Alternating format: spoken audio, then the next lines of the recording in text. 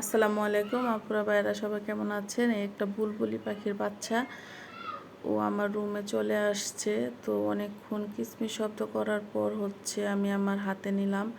নেওয়ার পর দেখুন বাচ্চাটা একদম ছোট, তো ভালো করে উড়ালো দিতে পারতেছিল না। এই দেখুন পাখিটা আমার হাতের মধ্যে কীরকম করতেছে। তো আমি কিন্তু ব্যথা পাচ্ছিলাম, কারণ হাতের মাংসের মধ্যে ও নখ দিয়ে কেমনে জানি চিমটি দিতেছিল।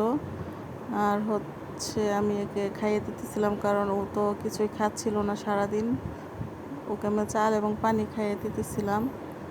এক পর্যায়ে কিন্তু পাখিটা আগের চাইতে একটু সুস্থ হয়েছে। তো এই দেখুন পাখিটি আমার হাতের মধ্যেই আছে।